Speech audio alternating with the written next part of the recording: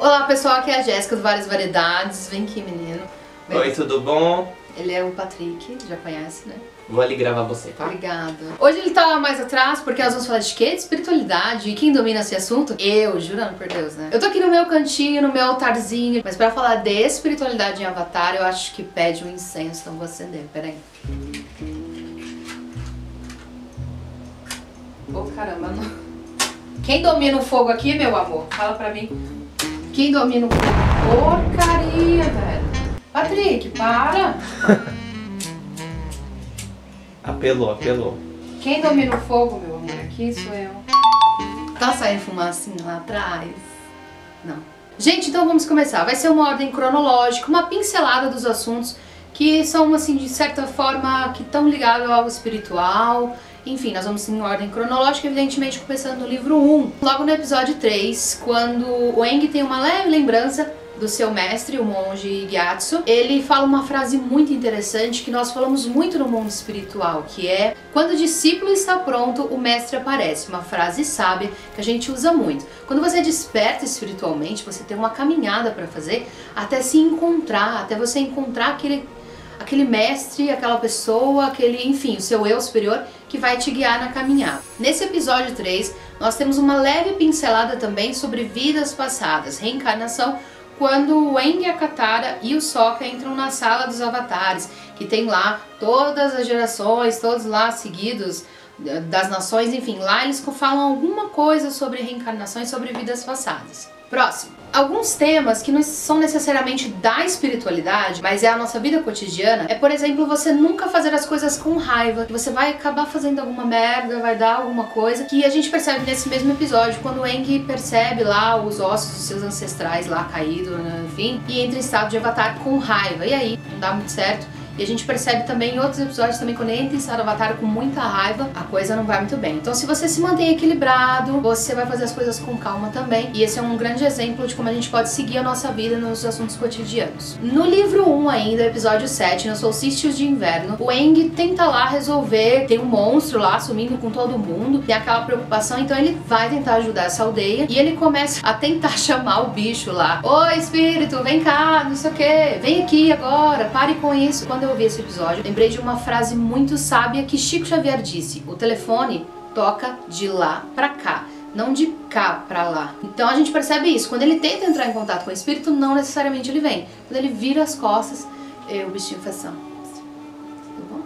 E depois disso, como ele tem lá a ligação entre o mundo espiritual e o mundo ali real, ele vai pro mundo espiritual e ele tenta falar com a Katara, ele tenta falar com o Appa, não consegue, quer dizer. E isso é outra coisa que principalmente no espiritismo se fala, né? Que não é tão fácil pro mundo espiritual entrar em contato conosco. Então você vê, ele estando lá não consegue falar tão facilmente com eles. Esse é um ponto também a se considerar. E aí que entra uma coisa legal. Na hora que chega o dragão, lá é dragão, né? O dragão azul, ele leva o Aang pra um lugar. E quando eles estão indo pra esse lugar, eles passam pela frota da nação que tá com o tio Airo, não sei falar, Airo. Com o tio Airo, eles passam e o tio Airo é o único que consegue ver esse dragão e o Aang passando. Os outros soldados estão lá normalzinho no caminho e ele...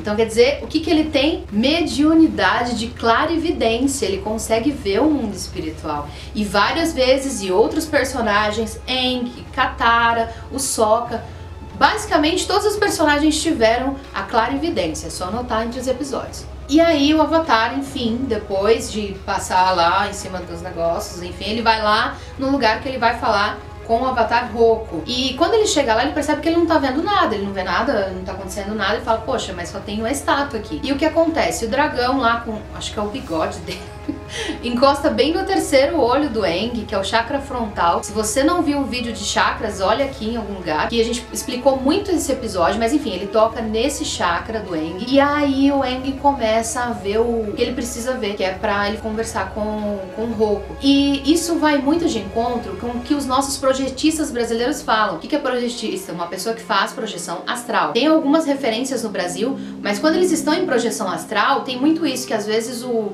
mestre ou a pessoa que ele está sendo guiado encosta aqui para que ele consiga ver o que ele precisa ver. É muito interessante, gente. Ok, o Aang tem uma maravilha. Tudo isso no episódio 3, gente. Tem uns episódios que tem muita coisa, outros episódios que não falam nada.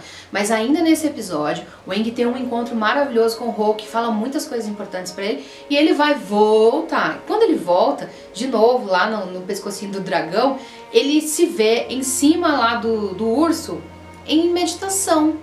E aí é o corpo físico dele mesmo. E ele entra com tudo e acorda. Gente, isso se chama projeção astral. Você pode tanto entrar quando está dormindo ou em meditação. Isso é possível a todas as pessoas. Isso, você que está me assistindo pode fazer projeção astral. Se você tiver, enfim, estudo, exercício, se você tiver dedicação, isso não é um mérito que a gente vai entrar profundamente. Mas é capaz a todas as pessoas, não só o Aang. Agora a gente vai lá pro episódio 14. Episódio 14, The Fortuner Thaler. Que isso? A vidente. Ai, que tudo! Agora é evidente, é. Nesse episódio a gente vai conhecer a Tia Vu. Muitos gostam dessa personagem, eu amei. E ela é evidente. E aí, mais uma vez, nós falamos em acessar os arquivos acásticos. A primeira vez que a gente falou sobre isso foi também no vídeo de chakras, entra lá pra você ver. Então é muito interessante que as pessoas falam, nossa, então a Tia Vu errou nessa vidência, o negócio tava pegando fogo lá por explodir. Mas na verdade, gente, e isso eu vou fazer uma comparação com, por exemplo, os videntes brasileiros. A gente já viu, a gente conhece alguns. Tem videntes internacionais muito bem. E aliás, o primeiro vidente de todos, que é aquele moço lá que fez um Tempo. O rapaz. Oh, meu Deus do céu. Bota aí rapidinho. Nostradamus, que fez teve várias vidências aí e muitas coisas aconteceram e ainda tem muito livro dele por ler para entender. Mas quando você tem uma vidência, você acessa os arquivos acásticos. Você acessa uma coisa que pode ou não acontecer. Por exemplo, eu tô aqui agora, eu vou sair na rua, eu posso ir pra direita, eu posso ir pra esquerda, eu posso ir pra frente, eu posso ser atropelada, quer dizer, muitas coisas podem acontecer. E se eu entrar no arquivo acástico, de repente, eu vejo que se eu pegar aquele ônibus, você vai sofrer um acidente. Você não pega aquele ônibus, pega outro. Então o arquivo acástico é isso. É uma biblioteca enorme. Tem um episódio também que tem aquela biblioteca da coruja. Esqueci agora. Mas o arquivo acástico é uma parcelinha. Lembra aquela biblioteca enorme? É uma parcela pequenininha do que é o arquivo acástico. E a vidente tem isso aí. É um episódio muito engraçado, muito legal.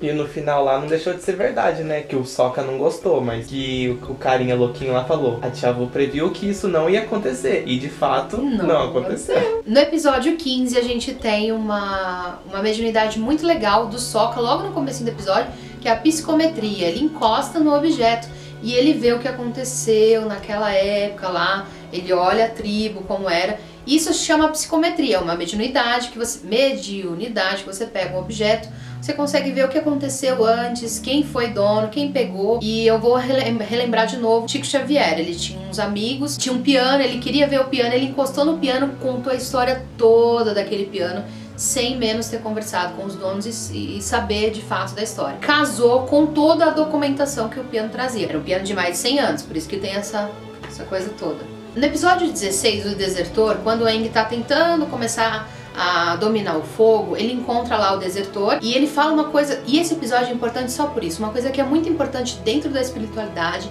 em todos os assuntos, e isso para a vida da gente. Respirar pelo nariz, solta pela boca. Isso é capaz de diminuir a ansiedade, o medo, dores físicas, mentais, psicológicas. É muito poderoso a respiração. Então, quando muitas pessoas meditam só prestando atenção na própria respiração. Então, respira pelo nariz, solta pela boca. Tô até mais zen agora. No episódio 18, lá o moço não quer que a Katara domine a água, ela vai pra aula lá de cura. E é muito legal, muito importante isso, que é a cura com as mãos. No caso, eles vão usar a dominação de água envolvida. Mas isso está muito ligado, por exemplo, ao espiritismo, com o passe espiritual, com o passe, né, corporal espiritual. Na religião católica, a bênção do padre, que é com as mãos, é uma espécie de imposição de mãos. E o reiki, que é uma técnica de cura com as mãos, que é usada em todas as religiões e em todo o mundo. Isso é muito legal e a gente vê de novo em outros episódios com a Katara também. No episódio 19, aos 17 minutos, eu até pausei nessa hora porque eu falei, nossa, que loucura. Os peixes lá representando o Yin e o Yang, o Yin Yang,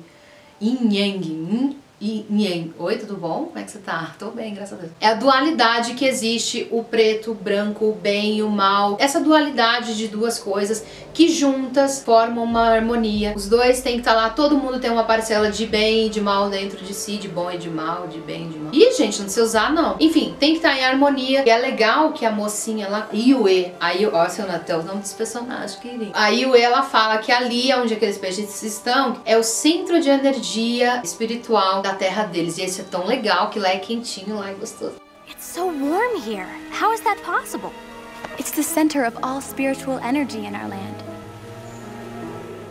Pessoal, então é isso que nós temos para conversar no livro 1 sobre espiritualidade. Se alguma coisa não ficou clara, se você tem alguma dúvida, ou se você quiser estudar um pouco mais de algum tema que nós conversamos, deixa aqui embaixo a sua dúvida, o seu comentário. Eu vou ter o maior prazer de te ajudar, de responder. Eu posso indicar livros, palestras no YouTube, vídeos, filmes, documentários, enfim. Comenta aqui embaixo. Gente, deixa o like aí, né? Foi mó legal. Vai. Ó que lindo esse cenário, cheio de pedras, bonito. Gente, até a próxima, a gente vê semana que vem. Tchau!